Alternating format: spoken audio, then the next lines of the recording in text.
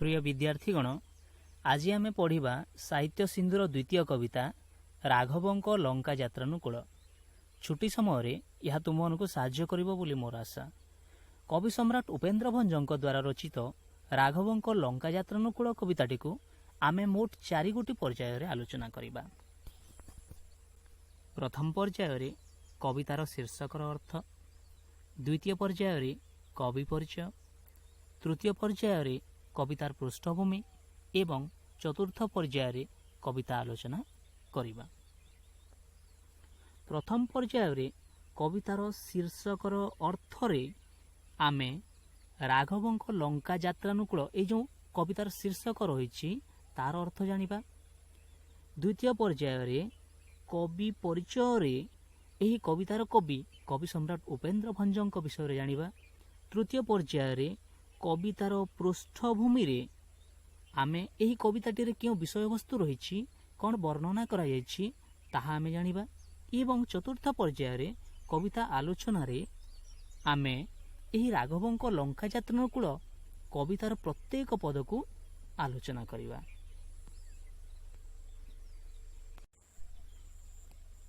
वर्तमान आमे प्रथम पर्यायर आलोचना करिबा कवितार शीर्षकर अर्थ।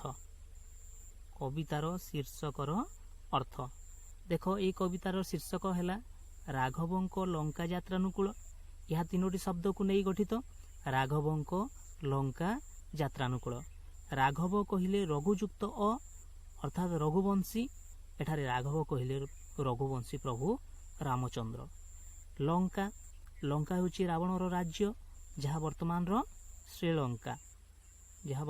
श्रीलंका, यात्रानुकूल 2टी शब्द को नहीं गठित होती। यात्रायुक्त अनुकूल, तार अर्थ है यात्रा शुभारंभ। तो मोटामोटी भाव में यही कवितार अर्थ है रघुवंशी प्रभु रामचंद्र लंका अभिमुखे यात्रा शुभारंभ।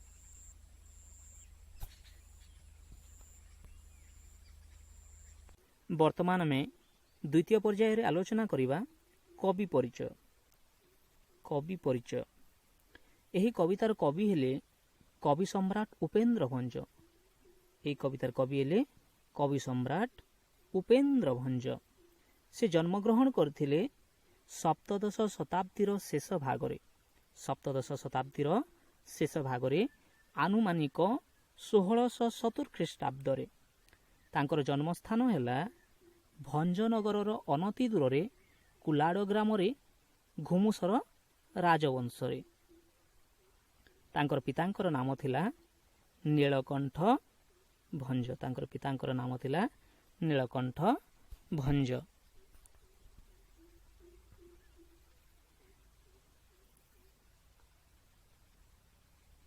तांकर साहित्य कृति बा रचनावली हेला देख, कोटि ब्रह्मांड सुंदरी, लावण्यवती, वैदेही सबिलास, रसिक हारावली, प्रेम सुधानिधि, सुभद्रा परिणय, कला कौतुक, छांदभूषण इत्यादि काव्य, गीतात्मक आलंकारिक कृति, रसपंचक और गीताभिधान नामक पद्यात्मक शब्दकोश, एहा सह विभिन्न चौपदी और चौतीसा मध्य रचना करिसंती। से तांको उपाधि मिलिथिला। देखो उपाधि कवि सम्राट उपाधि, मंगराज उपाधि, कवि सार्वभौम उपाधि, कवि कुलकेशरी उपाधि एवं वीरवर उपाधि। तांकर मृत्यु होइथिला अष्टादश शताब्दी रे आनुमानिक 1720 किंबा 1740 ख्रीष्टाब्दरे। उपेन्द्र भंजंकर साहित्यर, गीतर, छंदर, पदावलीर परिव्याप्ति, विस्तृति, व्यापकता, लोकप्रियता को लक्ष्य करी उत्कलमणि गोपबंधु दास बंगलाश्री छंदरे पदटीए कहिथिले, गाए तुम्भ गीत सभारे पंडित, पथे पान्थ हृष्ट मोना, बिले बोले चसा अंतपुरे जोसा, नृत्य रंगे बारांगना।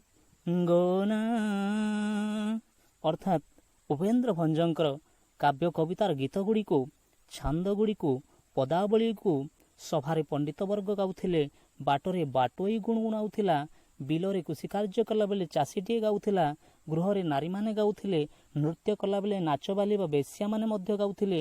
ଏଇଭଳି ରୀତିଯୁଗର ବିଖ୍ୟାତ କବି ଥିଲେ, ଲୋକପ୍ରିୟ କବି ଥିଲେ କବି ସମ୍ରାଟ ଉପେନ୍ଦ୍ର ଭଞ୍ଜ। ଆଜି ଆମେ ତାଙ୍କର এই କବିତାଟିକୁ ପଢ଼ିବା ଏବଂ ତାଙ୍କର କାବ୍ୟ କବିତାର ରସାସ୍ୱାଦନ କରିବା।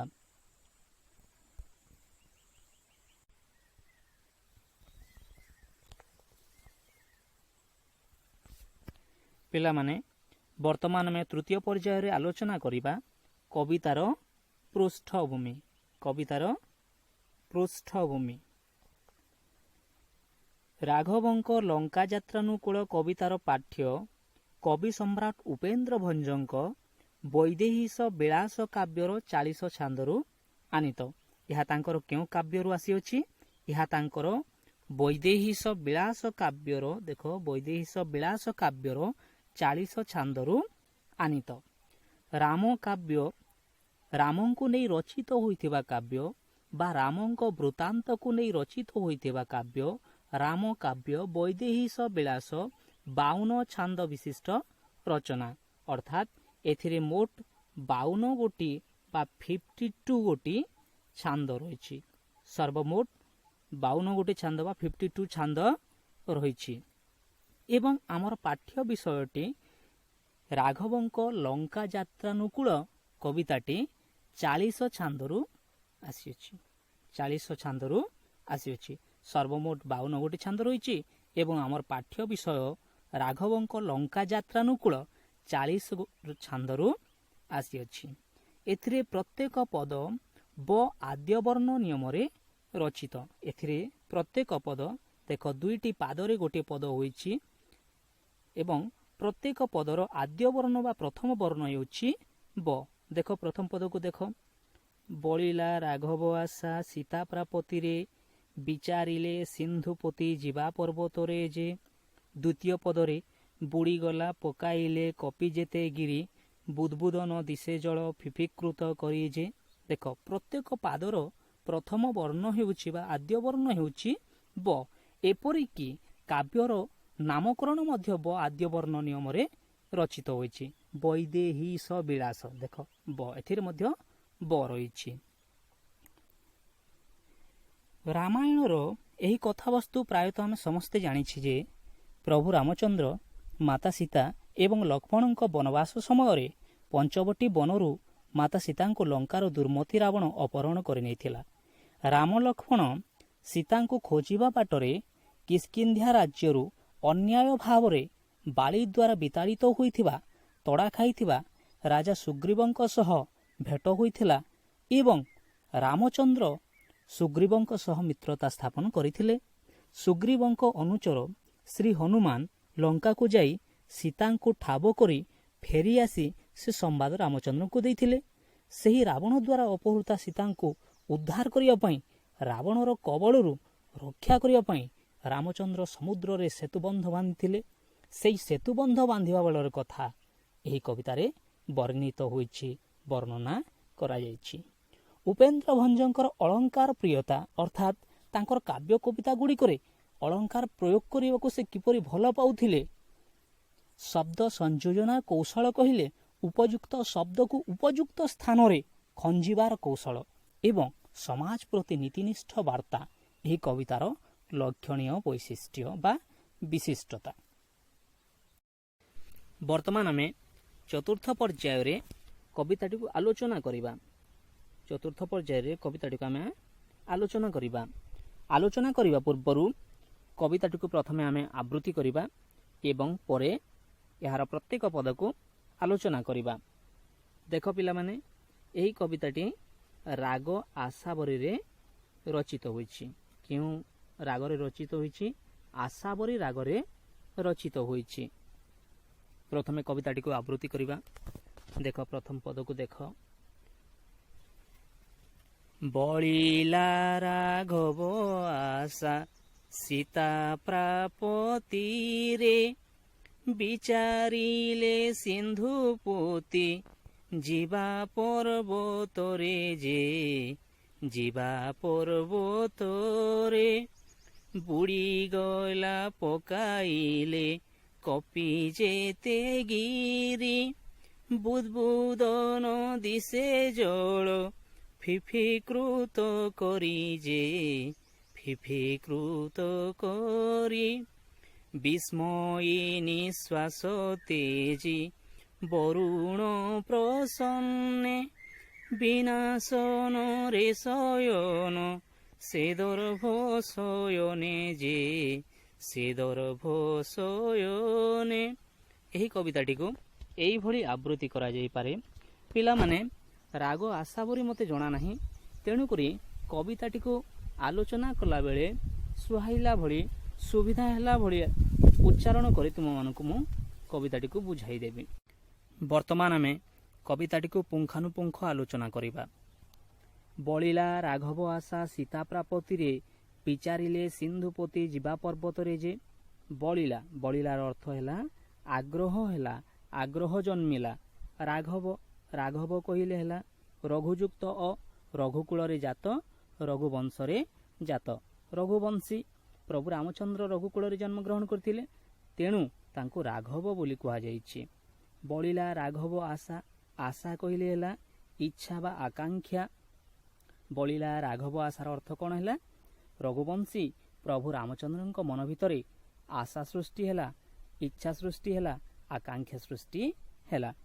କେଉଁ ଇଚ୍ଛା, କେଉଁ ଆଶା, କେଉଁ ଆକାଂକ୍ଷା ସୃଷ୍ଟି ହେଲା? ସୀତା ପ୍ରାପତିରେ, ସୀତାଙ୍କୁ ପାଇବା ପାଇଁ, ସୀତାଙ୍କୁ ପ୍ରାପ୍ତି କରିବା ପାଇଁ। ଆମେ ଶବ୍ଦର ପଦ୍ୟ ରୂପ ଗଦ୍ୟ ରୂପ ଜାଣିଛେ।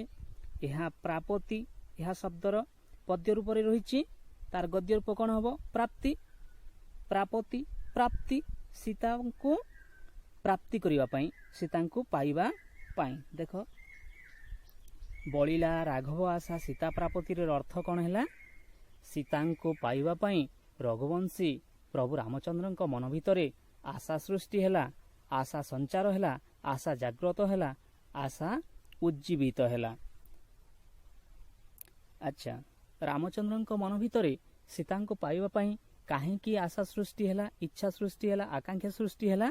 ଯେତେବେଳେ ହନୁମାନଙ୍କ ଠାରୁ ଶୁଣିଲେ, ହନୁମାନ ଯାଇକରି ଲଙ୍କାରେ ସୀତାଙ୍କୁ ଠାବ କରି ଫେରିଆସିଲେ ଏବଂ ସନ୍ଦେଶ ଦେଲେ ଯେ ରାବଣ ସୀତାଙ୍କୁ ଅପହରଣ କରି ନେଇଛି ଏବଂ ଅଶୋକ ବନରେ ବନ୍ଦିନୀ ଭାବରେ ରଖିଛି। ସେତେବେଳେ ରାମଚନ୍ଦ୍ରଙ୍କ ମନ ଭିତରେ ସୀତାଙ୍କୁ ପାଇବା ପାଇଁ, ସୀତାଙ୍କୁ ପ୍ରାପ୍ତ କରିବା ପାଇଁ ଆଶା ସୃଷ୍ଟି ହୋଇଛି, ଇଚ୍ଛା ସୃଷ୍ଟି ହୋଇଛି, ଆକାଂକ୍ଷା ସୃଷ୍ଟି ହୋଇଛି। ଏବଂ ଯେତେବେଳେ ଏହି ଇଚ୍ଛା ସୃଷ୍ଟି ହୋଇଛି, ସେତେବେଳେ ବିଚାରିଲେ ସିନ୍ଧୁପତି ଯିବା ପର୍ବତରେ ଯେ, ସେ ବିଚାର କଲେ, ବିଚାରିଲେ, ଚିନ୍ତା କଲେ। ସିନ୍ଧୁପତି, ସିନ୍ଧୁ, ସିନ୍ଧୁ କହିଲେ ହେଲା ସମୁଦ୍ର, ରତ୍ନାକର, ମହୋଦଧି, ପାରାବାର। ଏ ଯେଉଁ ଭାରତବର୍ଷ ଏବଂ ଲଙ୍କା ମଧ୍ୟରେ ଯେଉଁ ସିନ୍ଧୁ ରହିଛି ଏବଂ ଲଙ୍କାକୁ ଯିବାରେ ବାଧା ସୃଷ୍ଟି କରୁଛି, ବାଧା ଉତ୍ପନ୍ନ କରୁଛି, ତାହାକୁ ପୋତି, କେଉଁଥିରେ ପୋତି? ବଡ଼ ବଡ଼ ପର୍ବତରେ ପୋତିକି ସେହି ପର୍ବତ ଉପର ଦେଇ, ସେହି ପର୍ବତରେ ତିଆରି ହୋଇଥିବା ବନ୍ଧ ଉପର ଦେଇ ସୈନ୍ୟ ସାମନ୍ତ ନେଇ ଲଙ୍କାକୁ ଯାଇକରି ରାବଣଙ୍କର କବଳରୁ ସୀତାଙ୍କୁ ଉଦ୍ଧାର କରିବେ, ସୀତାଙ୍କୁ ପ୍ରାପ୍ତ କରିବେ। ଏହି କଥା ଚିନ୍ତା କରିଛନ୍ତି, ବିଚାର କରିଛନ୍ତି ରାମଚନ୍ଦ୍ର।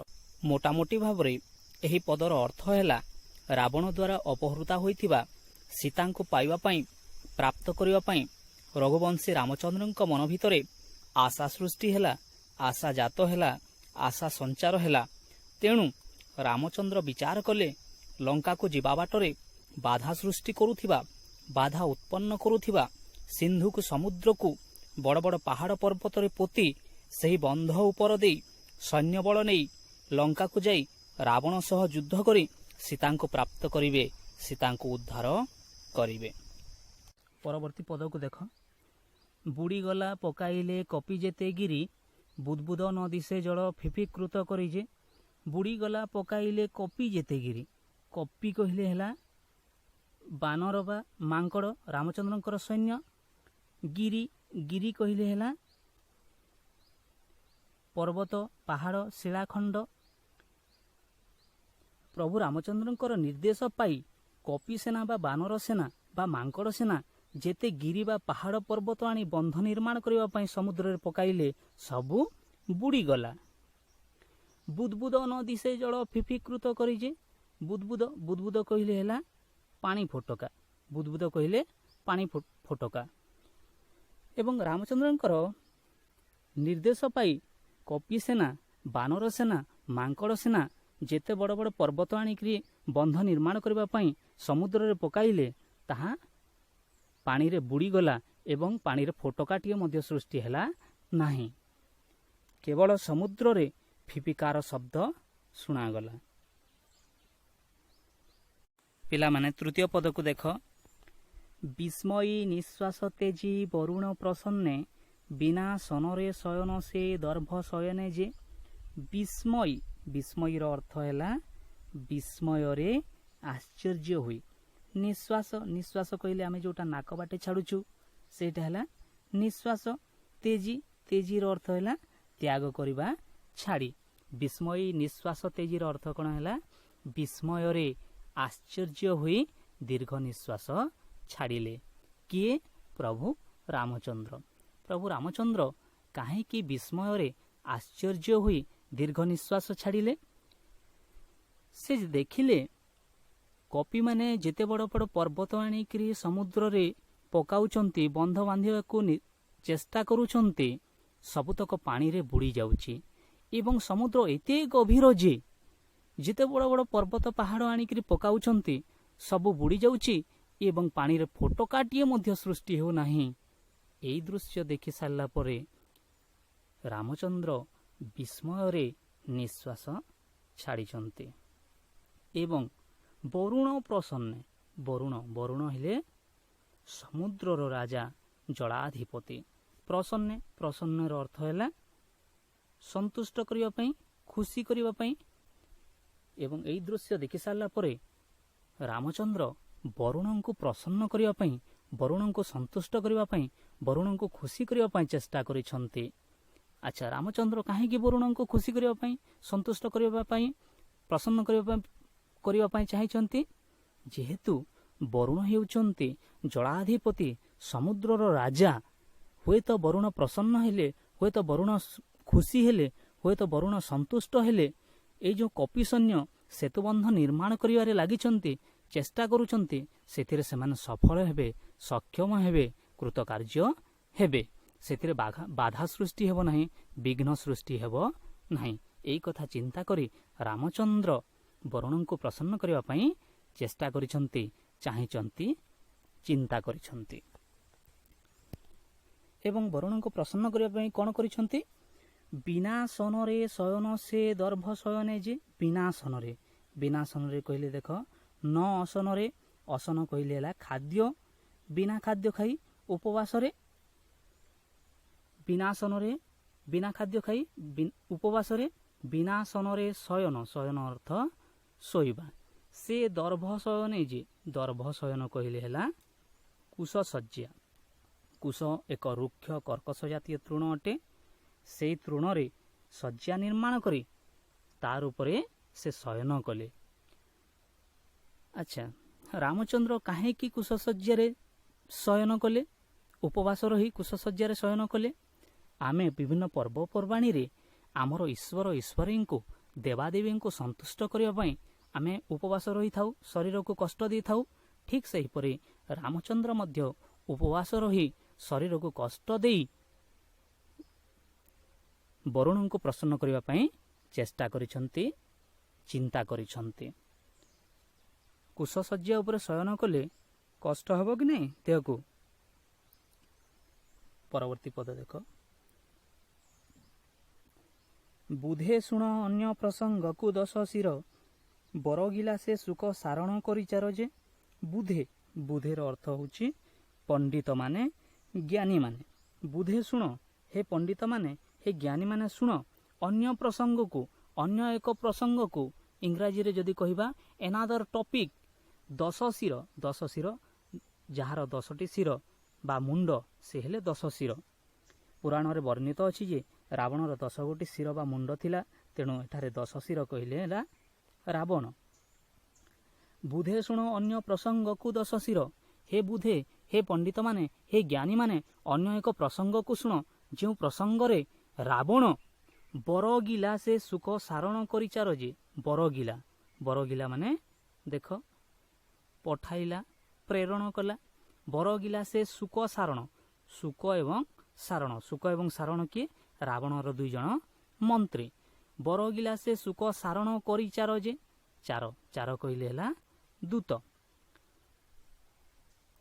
हे ज्ञानी माने हे पंडित माने अन्य एक प्रसंग को शुण जो प्रसंग रे रावण निजर 2 जन मंत्री सुख एवं सारण को दूत करी पठाइला प्रेरण कला केउठा को पठाइला आमे देखिबा परवर्ती पदरे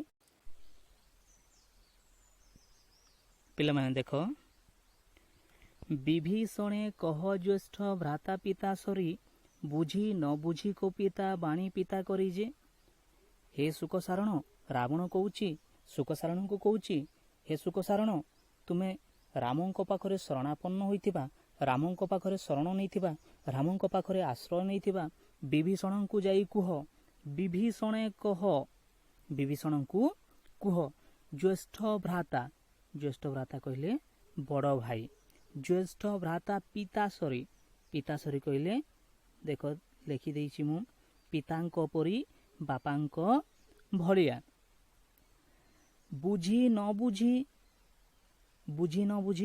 अबुझा होई न बुझी कि कोपी कहले हला क्रोध करी रागी जाई ता बाणी ताहार कथा पिता करी कहले हला कटुक्ति भाबी मंद भाबी तिक्त भाबी हे सुख सारण रामंक पाखरे आश्रय नैथिबा विभीषण को जाइकरी कुह ज्येष्ठ भ्राता हेउछंती पितांक परी बापांक भलिया एठी गोटे कथा कहबाकू चाहिबे जे रावण हेउची विभीषणंकर बड़ भाई बा ज्येष्ठ भ्राता रावण सुख सारण को कहूची जे सुख सारण तुमे जाइकरी रामंक पाखरे शरणापन्न होइथिबा रामंक पाखरे आश्रय नैथिबा रामंक पाखरे शरण नैथिबा विभीषण को कुह जे ज्येष्ठ भ्राता हेउछंती पितांक भलिया पितांक परी बुझी न बुझी तांकर कथा को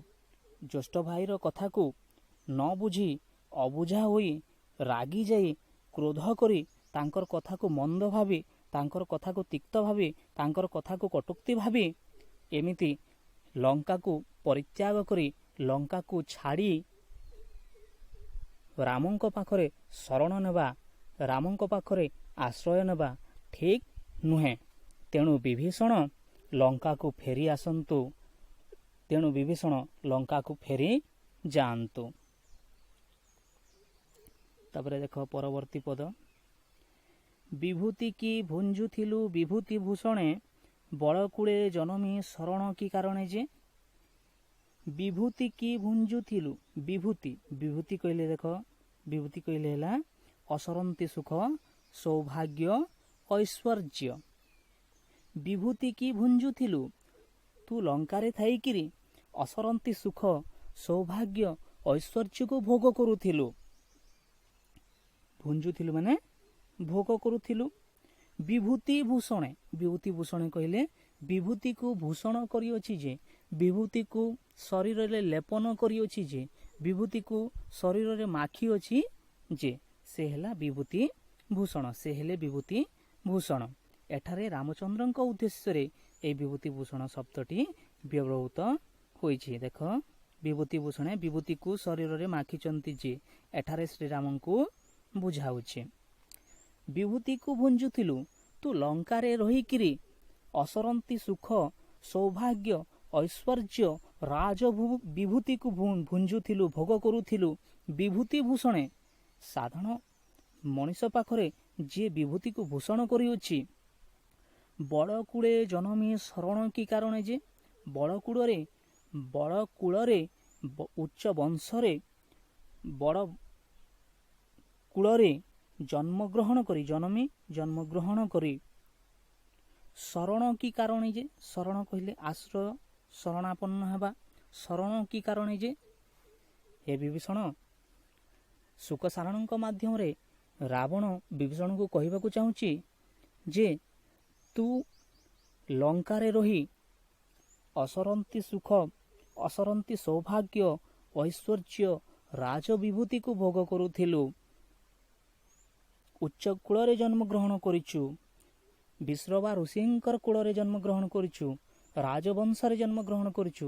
ଯାହାର ସୁନାର ଲଙ୍କା ରହିଛି ସେଇଭଳି ଏକ ଉଚ୍ଚ ବଂଶରେ ଜନ୍ମଗ୍ରହଣ କରି ଜଣେ ସାଧାରଣ ମଣିଷ ପାଖରେ ଯିଏ ବିଭୂତିକୁ ଭୂଷଣ କରିଛନ୍ତି, ଯିଏ ବିଭୂତିକୁ ମାଖିଛନ୍ତି, ସେଇଭଳି ସାଧାରଣ ମଣିଷ ପାଖରେ ଜଣେ ସନ୍ନ୍ୟାସୀ ପାଖରେ ଶରଣ ନେବା ଉଚିତ ନୁହେଁ, ସ୍ପୃହଣୀୟ ନୁହେଁ। ତେଣୁ ତୁ ଲଙ୍କାକୁ ଫେରି ଆସିବା ଉଚିତ। ଏଇଟା ସରଳାର୍ଥରେ ଅଛି ପିଲାମାନେ, ଟିକେ ଭଲ କରି ଦେଖିବ।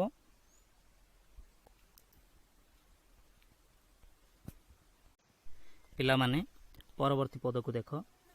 ବୋଲ ଅଙ୍ଗଦକୁ ପିତା ଶତ୍ରୁ ଭକ୍ତି ପୁଣ୍ୟ, ବାଦ ରଚାଇ ପିତୃବ୍ୟ ବାହୁଡ଼ା ଓ ସୈନ୍ୟ ଯେ। ବୋଲ ଅଙ୍ଗଦକୁ, ଅଙ୍ଗଦକୁ କୁହ। ରାମଚନ୍ଦ୍ରଙ୍କୁ ସହାୟତା ପ୍ରଦାନ କରୁଥିବା, ରାମଚନ୍ଦ୍ରଙ୍କୁ ସାହାଯ୍ୟ କରୁଥିବା ଅଙ୍ଗଦକୁ କୁହ। ଅଙ୍ଗଦ କିଏ? ଅଙ୍ଗଦ ହେଲେ କିଷ୍କିନ୍ଧ୍ୟାର ରାଜା ବାଳୀଙ୍କର ପୁତ୍ର। ପିତା ଶତ୍ରୁ, ପିତା ଶତ୍ରୁ କହିଲେ ପିତାଙ୍କର ଶତ୍ରୁ। କାହାର ପିତାଙ୍କର ଶତ୍ରୁ? ଅଙ୍ଗଦଙ୍କର ପିତାଙ୍କର ଶତ୍ରୁ। ଅଙ୍ଗଦଙ୍କର ପିତା ହେଲେ ବାଳୀ, ବାଳୀଙ୍କର ଶତ୍ରୁ ହେଲେ ରାମଚନ୍ଦ୍ର। ରାମଚନ୍ଦ୍ର କିପରି ବାଳୀଙ୍କର ଶତ୍ରୁ ହେଲେ? ଯେତେବେଳେ ବାଳୀ ଏବଂ ସୁଗ୍ରୀବ ଯୁଦ୍ଧ କରୁଥିଲେ ସେତେବେଳେ ରାମଚନ୍ଦ୍ର ଲୁଚି ରହି ବାଳୀଙ୍କୁ ଶରାଘାତ କରିଥିଲେ, ବାଳୀଙ୍କୁ ଶର ମାରିଥିଲେ। ଫଳରେ ବାଳୀଙ୍କର ମୃତ୍ୟୁ ହୋଇଥିଲା। ତେଣୁ ରାମଚନ୍ଦ୍ର ବାଳୀଙ୍କର ଶତ୍ରୁ ହେଲେ। ପିତା ଶତ୍ରୁ ଭକ୍ତି ପୁଣ୍ୟ, ଯେଉଁ ଭକ୍ତି କରୁଛି ଅଙ୍ଗଦକୁ କୁହ ତାଙ୍କର ପିତାଙ୍କର ଶତ୍ରୁକୁ, ତାଙ୍କର ପିତାଙ୍କର ଶତ୍ରୁ ରାମଚନ୍ଦ୍ରଙ୍କୁ ସେ ଯେଉଁ ଭକ୍ତି କରୁଛି ସେଥିରୁ କୌଣସି ପୁଣ୍ୟ ପାଇବ ନାହିଁ। ତେଣୁ ବାଦ ରଚାଇ ପିତୃବ୍ୟ ବାହୁଡ଼ା ଅସୈନ୍ୟ ଯେ। ତେଣୁ ସେ ବାଦ ରଚାଇ, ବାଦ ରଚାଇ କହିଲେ କଳହ କରି, ଝଗଡ଼ା କରି। କାହା ସହିତ ବାଦ ରଚାଇ, କାହା ସହିତ ଝଗଡ଼ା କରି? ରାମଚନ୍ଦ୍ରଙ୍କର ସହ ଝଗଡ଼ା କରି। ପିତୃବ୍ୟ, ପିତୃବ୍ୟ, ପିତୃବ୍ୟ କହିଲେ ହେଲା ଦେଖ ପିତାଙ୍କର ସାନ ଭାଇ। କାହାର ପିତାଙ୍କର ସାନ ଭାଇ? ଅଙ୍ଗଦଙ୍କର ପିତାଙ୍କର ସାନ ଭାଇ। ଅଙ୍ଗଦଙ୍କର ପିତା ହେଲେ ବାଳୀ, ବାଳୀଙ୍କର ସାନ ଭାଇ ହେଲେ ସୁଗ୍ରୀବ। ତେଣୁ ଅଙ୍ଗଦଙ୍କର ପିତୃବ୍ୟ ହେଲେ ସୁଗ୍ରୀବ। ବାହୁଡ଼ା ଓ ସୈନ୍ୟ ଯେ, ବାହୁଡ଼ା ମାନେ ଫେରାଇ ନିଅ, ବାହୁଡ଼ା ମାନେ ଫେରାଇ ନିଅ। ରାବଣ ଶୁକସାରଣଙ୍କୁ କହୁଛି ତୁମେ ଯାଇକରି ଅଙ୍ଗଦଙ୍କୁ କୁହ ସେ ତାଙ୍କର ପିତାଙ୍କର ଶତ୍ରୁ ରାମଚନ୍ଦ୍ରଙ୍କୁ ଯେଉଁ ଭକ୍ତି କରୁଛି ସେଥିରୁ କୌଣସି ପୁଣ୍ୟ ପାଇବ ନାହିଁ।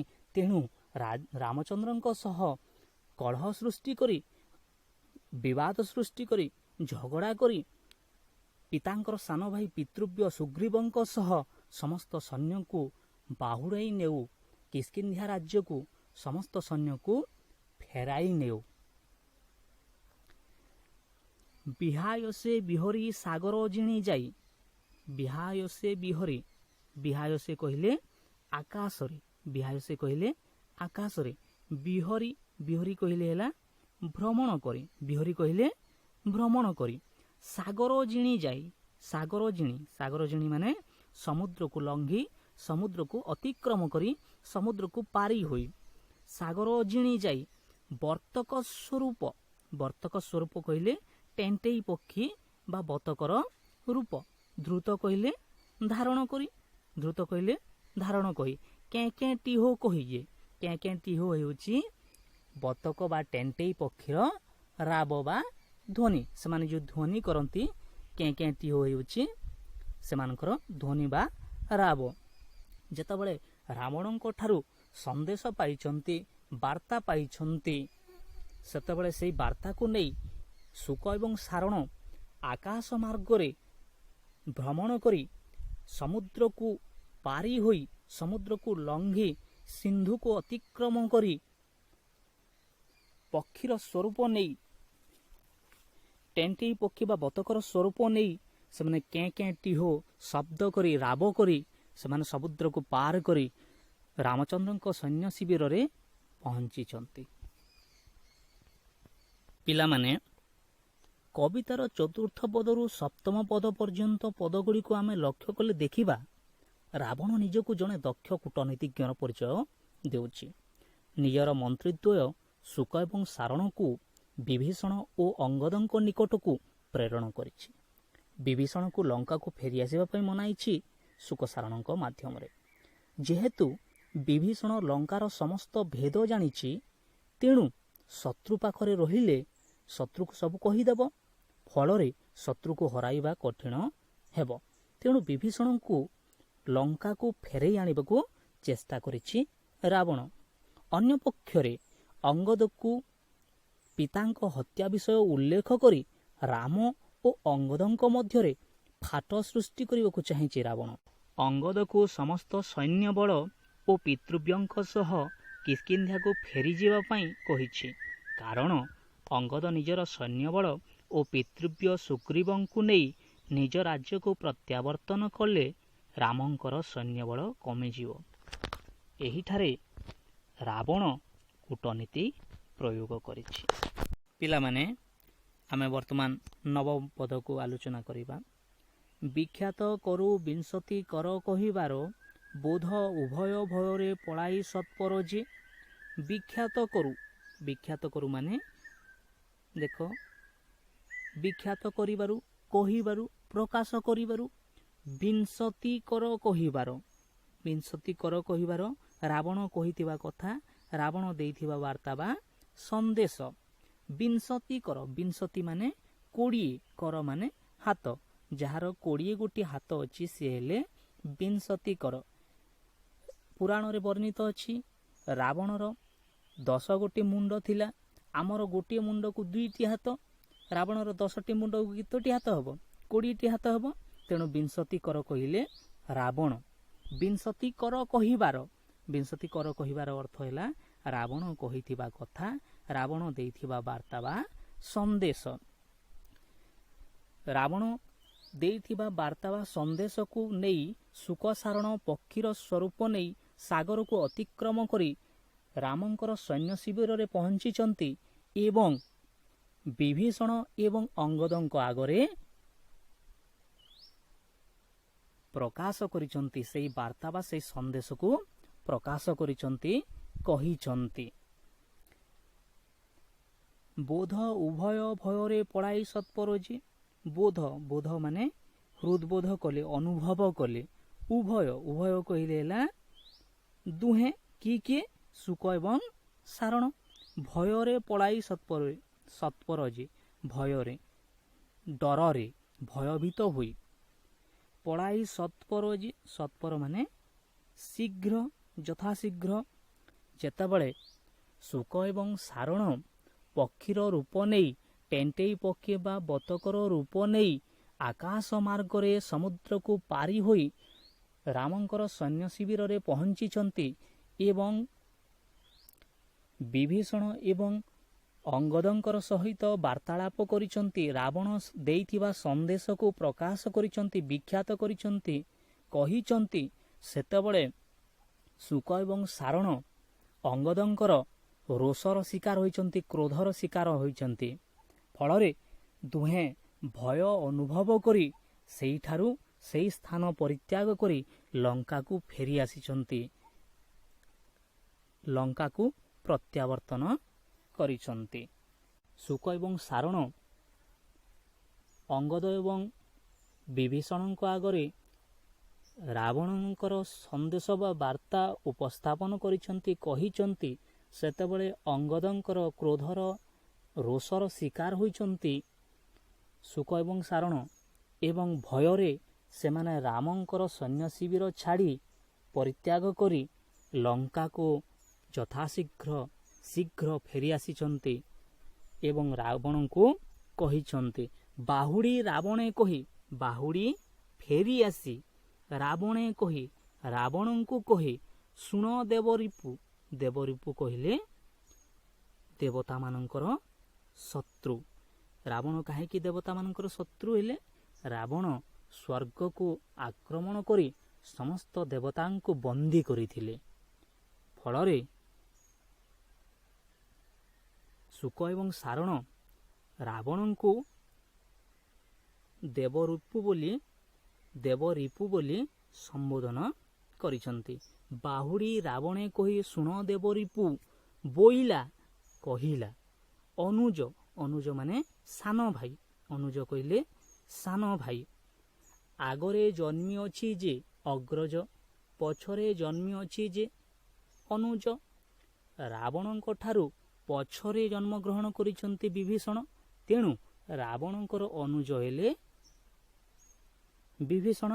ବୋଇଲା ଅନୁଜ, ଆପଣଙ୍କର ଅନୁଜ ବା ସାନ ଭାଇ କହିଲେ, ଯିବି, ହଁ ମୁଁ ଲଙ୍କାକୁ ପ୍ରତ୍ୟାବର୍ତ୍ତନ କରିଯିବି, ହେଲେ ଗୋଟିଏ ସର୍ତ୍ତରେ। ସେଇ ସର୍ତ୍ତ କ'ଣ? ସୀତାଙ୍କୁ ସମର୍ପୁ ଯେ, ବଡ଼ ଭାଇ ସୀତାଙ୍କୁ ସସମ୍ମାନରେ ନେଇକରି ରାମଚନ୍ଦ୍ରଙ୍କ ପାଖରେ ସମର୍ପଣ କରିଦେଉ, ରାମଚନ୍ଦ୍ରଙ୍କୁ ଫେରେଇ ଦେଉ। ଯଦି ରାମଚନ୍ଦ୍ରଙ୍କ ଠାରେ ସମର୍ପଣ କରିଦେବ, ସୀତାଙ୍କୁ ନେଇକରି ରାମଚନ୍ଦ୍ରଙ୍କୁ ଫେରେଇ ଦେବ, ତେବେ ମୁଁ ରାମଚନ୍ଦ୍ରଙ୍କର ସୈନ୍ୟ ଶିବିର ଛାଡ଼ି ଲଙ୍କାକୁ ପ୍ରତ୍ୟାବର୍ତ୍ତନ କରିବି, ଫେରି ଆସିବି, ଫେରି ଯିବି। ବଞ୍ଚିଲୁ ଅଙ୍ଗଦେ ଅଙ୍ଗ ଦେବାରୁ କି ଧର୍ମେ, ବଜ୍ରାଘାତ ସମତଳ ପ୍ରହାରିଲା ବ୍ୟୋମେ ଯେ। ବଞ୍ଚିଲୁ, ତାର ଅର୍ଥ ହେଉଛି ବଞ୍ଚିଗଲୁ, ବର୍ତ୍ତିଗଲୁ। ଅଙ୍ଗଦେ, ଅଙ୍ଗଦ, ଅଙ୍ଗ ଦେବାରୁ, ଅଙ୍ଗ ଦେବାରୁ ଅର୍ଥ ହେଉଛି ଅଙ୍ଗ ପ୍ରହାର କରିବାରୁ। କି ଧର୍ମେ, କେଉଁ ଏକ ଧର୍ମବଳ ଯୋଗୁଁ, ଆମର କେଉଁ ଏକ ଧର୍ମବଳ ଯୋଗୁଁ ଆମେ ବଞ୍ଚିଗଲୁ।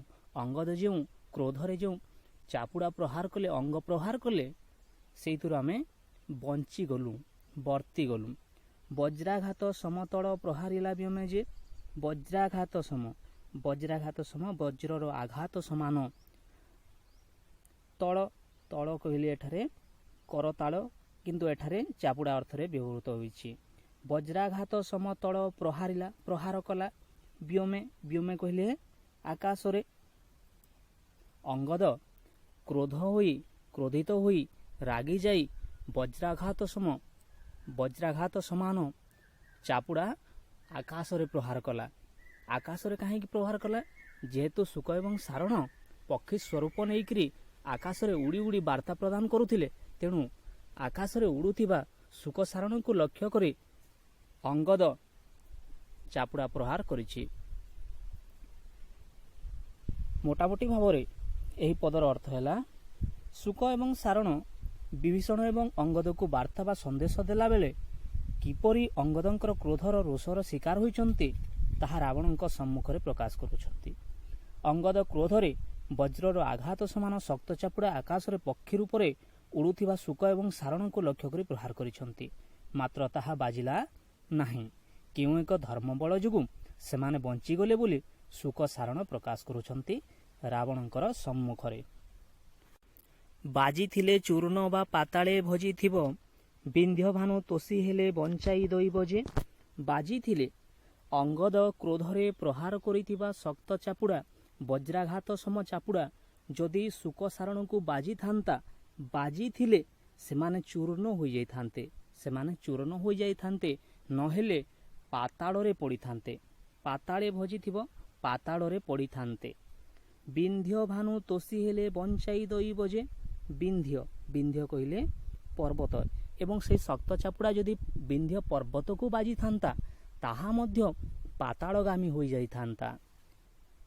ଏବଂ ଏହା ଦେଖିକରି ଭାନୁ ବା ସୂର୍ଯ୍ୟ ଖୁସି ହୋଇଥାନ୍ତେ, କିନ୍ତୁ ତାହା ଆମକୁ ବାଜିଲା ନାହିଁ, ବିଧାତା ଆମକୁ ବଞ୍ଚାଇ ଦେଲେ।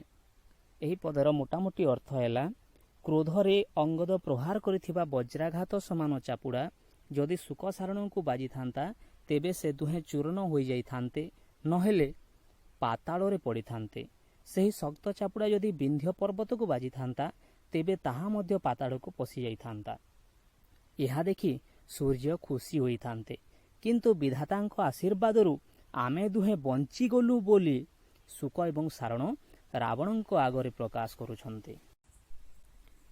ବଳ କେତେ ବୋଲୁ ବୋଲେ ଯେତେ ଶଙ୍ଖ ସେହି, ବାରି ରାଶିରେ ଜନିତ ତେତେ ଶଙ୍ଖ ନାହିଁ ଯେ। ରାବଣ ଶୁକ ଏବଂ ସାରଣକୁ ପଚାରୁଛି, ରାମଚନ୍ଦ୍ରଙ୍କର ବଳ କେତେ? ଏଠାରେ ବଳ କହିଲେ ସୈନ୍ୟ ବଳ। ଶୁକ ଏବଂ ସାରଣଙ୍କୁ ରାବଣ ପଚାରୁଛି, ରାମଚନ୍ଦ୍ରଙ୍କର ବଳ କେତେ, ସୈନ୍ୟ ବଳ କେତେ? ପୂର୍ବରୁ ଆମେ କବିତାର ଚତୁର୍ଥ ପଦରୁ ସପ୍ତମ ପଦ ମଧ୍ୟରେ ଦେଖିଛେ, ରାବଣ କିପରି ଜଣେ ଦକ୍ଷ କୂଟନୀତିଜ୍ଞ ଥିଲା। ସେ କୂଟନୀତି ପ୍ରୟୋଗ କରି ଶୁକ ଏବଂ ସାରଣଙ୍କୁ ଦୂତ ଭାବରେ ପଠାଇ ବିଭୀଷଣଙ୍କୁ ଲଙ୍କାକୁ ଫେରିଆସିବା ପାଇଁ ମନାଇଥିଲା ଏବଂ ଅଙ୍ଗଦଙ୍କୁ ନିଜର ସମସ୍ତ ସୈନ୍ୟବଳ ଏବଂ ପିତୃବ୍ୟ ସୁଗ୍ରୀବଙ୍କ ସହ କିଷ୍କିନ୍ଧ୍ୟା ରାଜ୍ୟକୁ ଫେରିଯିବାକୁ ପ୍ରବର୍ତ୍ତାଇଥିଲେ। ଏହି ପଦରେ ରାବଣ ନିଜକୁ ଜଣେ ବିଜ୍ଞ ଯୋଦ୍ଧା, ବୁଦ୍ଧିମାନ ଯୋଦ୍ଧାର ପରିଚୟ ଦେଉଛି। କାରଣ ଜଣେ ବୁଦ୍ଧିମାନ ଯୋଦ୍ଧା ଯୁଦ୍ଧ କରିବା ପୂର୍ବରୁ ଶତ୍ରୁପକ୍ଷର ବଳ କେତେ, ସୈନ୍ୟ କେତେ ଜାଣିବାକୁ ଚାହେଁ। ସେହି ଅନୁଯାୟୀ ସେ ଯୁଦ୍ଧ କୌଶଳ ବା ରଣକୌଶଳ ପ୍ରସ୍ତୁତ କରେ। ତେଣୁ ରାବଣ ଏଠି ରାମଚନ୍ଦ୍ରଙ୍କର ସୈନ୍ୟ ସଂଖ୍ୟା, ସୈନ୍ୟବଳ ଜାଣିବାକୁ ଚାହିଁଛି। ତେଣୁ ସେ ଶୁକ ସାରଣଙ୍କୁ ପଚାରୁଛି ରାମଚନ୍ଦ୍ରଙ୍କର ସୈନ୍ୟବଳ କେତେ। ଏହି ପ୍ରଶ୍ନ ଯେତେବେଳେ କରିଛି ସେତେବେଳେ ଶୁକ ଏବଂ ସାରଣ ଉତ୍ତର ଦେଇଛନ୍ତି ବୋଲେ, କହିଲେ। ଯେତେବେଳେ ରାବଣ ପଚାରିଲା ବଳ କେତେ ବୋଲୁ, ରାବଣ ବଳ କେତେ ବୋଲି ପଚାରିବାରୁ ବୋଲେ ମାନେ କହିଲେ। କିଏ କହିଲେ? ଶୁକ ଏବଂ ସାରଣ କହିଲେ। ଯେତେ ଶଙ୍ଖ ସେହି, ତାଙ୍କର ସୈନ୍ୟ ସଂଖ୍ୟା ଶଙ୍ଖ ସଂଖ୍ୟକ ଅଛନ୍ତି, ଲକ୍ଷ କୋଟି ସଂଖ୍ୟକ ସୈନ୍ୟ ଅଛନ୍ତି ରାମଙ୍କ ପାଖରେ। ଏଠାରେ ଶଙ୍ଖ କହିଲେ ହେଲା ଲକ୍ଷ କୋଟି ସଂଖ୍ୟକ। ରାମଚନ୍ଦ୍ରଙ୍କ ପାଖରେ ଲକ୍ଷ କୋଟି ସଂଖ୍ୟକ ସୈନ୍ୟ ଅଛନ୍ତି। ବାରି ରାଶିରେ ଜନିତ ତେତେ ଶଙ୍ଖ ନାହିଁ ଯେ, ବାରି ରାଶିରେ କହିଲେ ଏଠାରେ ସମୁଦ୍ରରେ, ସାଗରରେ, ଜନିତ କହିଲେ ଜନ୍ମିତ, ଜନ୍ମ ନେଇଥିବା, ତେତେ ସେତିକି, ଶଙ୍ଖ ନାହିଁ ଯେ, ଶଙ୍ଖ କହିଲେ ସାମୁଦ୍ରିକ ଜୀବ। ରାମଚନ୍ଦ୍ରଙ୍କ ପାଖରେ ଯେତିକି ସୈନ୍ୟ ଅଛନ୍ତି ସେତିକି ଶଙ୍ଖ ସାଗରରେ ନାହିଁ। ପରବର୍ତ୍ତୀ ପଦକୁ ଦେଖ। ବିତରଣେ ସାଗର କି ପାଞ୍ଚ ପଚାରିଲା, ବିହେ ରାମ କୁଶସଜ୍ଜା ପ୍ରତ୍ୟୁତ୍ତର ଦେଲା ଯେ। ବିତରଣେର ଅର୍ଥ ହେଲା ପାର ହେବା ପାଇଁ, ଲଙ୍ଘିବା ପାଇଁ, ଅତିକ୍ରମ କରିବା ପାଇଁ। ସାଗର କହିଲେ ହେଲା ସିନ୍ଧୁ, ସମୁଦ୍ର। କି ପାଞ୍ଚର ଅର୍ଥ ହେଲା କି ଉପାୟ, କେଉଁ ଉପାୟ। ପଚାରିଲା, ରାବଣ ପଚାରିଲା ବିତରଣେ ସାଗର କି ପାଞ୍ଚ ପଚାରିଲା।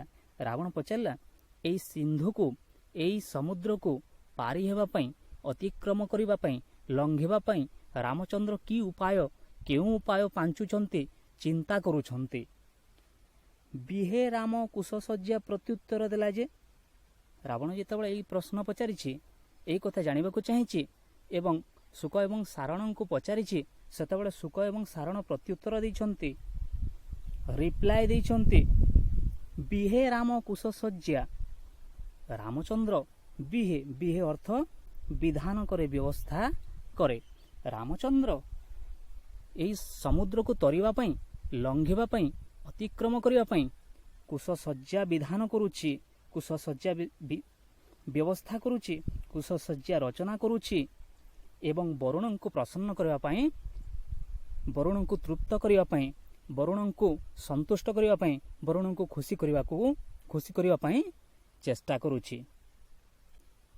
ଏହା ଶୁକ ଏବଂ ସାରଣ ରାବଣକୁ କହିଛନ୍ତି। ପିଲାମାନେ କବିତାର ଶେଷ ପଦକୁ ଦେଖ। ବିରସକୁ ମନ୍ଦ କରି ମନ୍ଦ ହାସ ଜନ୍ମେ, ବୋଲେ କି କରିବ ଏଡ଼େ ହୀନ ପରାକ୍ରମେ ଯେ।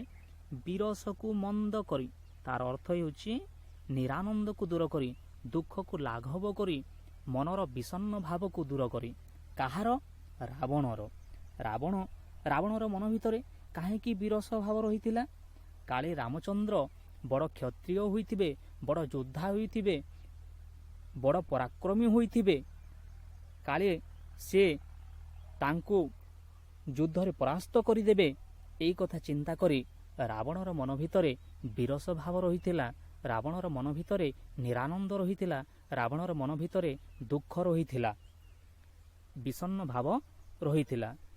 ଯେତେବେଳେ ଶୁକ ଏବଂ ସାରଣଙ୍କ ଠାରୁ ରାବଣ ଶୁଣିଲା ଯେ ରାମଚନ୍ଦ୍ର ସାଗରକୁ ପାରି ହେବା ପାଇଁ, ସାଗରକୁ ଅତିକ୍ରମ କରିବା ପାଇଁ, ସାଗରକୁ ଲଙ୍ଘିବା ପାଇଁ କୁଶସଜ୍ଜା ରଚନା କରିଛନ୍ତି ଏବଂ ବରୁଣଙ୍କୁ ତୃପ୍ତ କରିବା ପାଇଁ, ବରୁଣଙ୍କୁ ସନ୍ତୁଷ୍ଟ କରିବା ପାଇଁ ଚେଷ୍ଟା କରୁଛନ୍ତି, ଏହି କଥା ଶୁଣିଲା ପରେ ରାବଣ ସମସ୍ତ ବିରସ ଭାବକୁ ଦୂର କରି ସମସ୍ତ ଦୁଃଖକୁ ଦୂର କରି, ସମସ୍ତ ବିଷଣ୍ଣ ଭାବକୁ ଦୂର କରି, ସମସ୍ତ ନିରାନନ୍ଦକୁ ଦୂର କରି ଅଳ୍ପ ଅଳ୍ପ ହସିଛି। ମୁରୁକି ହସ ହସିଛି ବୋଲେ ଏବଂ କହିଛି, କି କରିବ, କ'ଣ କରିପାରିବ ମୋର ଏଡ଼େ ହୀନ ପରାକ୍ରମେ ଯେ, ଏତେ ହୀନ ପରାକ୍ରମରେ, ଏତେ ନୀଚ ପରାକ୍ରମରେ, ଏତେ ହୀନ ବଳରେ, ହୀନ ସାମର୍ଥ୍ୟରେ, ହୀନ ଶକ୍ତିରେ, ହୀନ ବୀରତ୍ୱରେ ସେ ମୋର କ'ଣ କରିପାରିବ? ଗୋଟେ ସାମାନ୍ୟ ସିନ୍ଧୁକୁ ତରିବା ପାଇଁ ରାମଚନ୍ଦ୍ର କୁଶସଜ୍ଜା ନିର୍ମାଣ କରୁଛି। ମୁଁ ତ ସ୍ୱର୍ଗ ମର୍ତ୍ତ୍ୟ ପାତାଳ ତ୍ରିପୁରର ବିଜୟୀ। ମୋର ପରାକ୍ରମ ଆଗରେ, ମୋର ସାମର୍ଥ୍ୟ ଆଗରେ, ମୋର ଶକ୍ତି ଆଗରେ, ମୋର ବଳ ଆଗରେ, ମୋର ବୀରତ୍ୱ ଆଗରେ ରାମଚନ୍ଦ୍ରଙ୍କର ବୀରତ୍ୱ ପରାକ୍ରମ ଅତି ନୀଚ, ଅତି ହୀନ। ତେଣୁ ସେ ମୋର କିଛି କରିପାରିବ ନାହିଁ। ଏଇ କଥା ଚିନ୍ତା କରି ରାବଣ ମନ୍ଦ ମନ୍ଦ ହସିଛି, ଅଳ୍ପ ଅଳ୍ପ ହସିଛି, ମୁରୁକି ହସ ହସିଛି। ପିଲାମାନେ, ରୀତିଯୁଗୀୟ କବି ସମ୍ରାଟ ଉପେନ୍ଦ୍ର ଭଞ୍ଜଙ୍କର ଏହି କବିତାଟିରେ ଆମେ ଲକ୍ଷ୍ୟ କରିପାରିବା ଯେ ରୀତିଯୁଗରେ କାବ୍ୟ କବିତାରେ ଛନ୍ଦ, ରାଗରାଗିଣୀ ବ୍ୟବହୃତ ହେଉଥିଲା। ବେଳେବେଳେ କୌଣସି ଏକ ବର୍ଣ୍ଣକୁ ପ୍ରତ୍ୟେକ ପଦର ଆଦ୍ୟରେ ରଖି କାବ୍ୟ କବିତା ରଚନା କରାଯାଉଥିଲା। କାବ୍ୟ କବିତାରେ କିଭଳି ଅଳଙ୍କାର ପ୍ରୟୋଗ କରାଯାଉଥିଲା, ଶବ୍ଦ ସଂଯୋଜନା କରାଯାଉଥିଲା ଏବଂ ସେଥିରେ କିପରି ସମାଜକୁ ନୀତିନିଷ୍ଠ ଶୃଙ୍ଖଳା ଭିତରେ ରହିବାର ବାର୍ତ୍ତା ସହ ସାହିତ୍ୟିକ ଆନନ୍ଦ ପ୍ରଦାନ କରାଯାଉଥିଲା, ତାହା ଲକ୍ଷ୍ୟ କରାଯାଇପାରେ ଏହି କବିତାଟିରେ। ତମମାନଙ୍କ ମନ ଭିତରେ ଯଦି କୌଣସି ପ୍ରଶ୍ନ ରହିଥାଏ ତେବେ କମେଣ୍ଟ ବକ୍ସରେ ଲେଖିବ। ମୁଁ ସେହି ପ୍ରଶ୍ନଗୁଡ଼ିକର ଉତ୍ତର ଦେବାକୁ ଚେଷ୍ଟା କରିବି।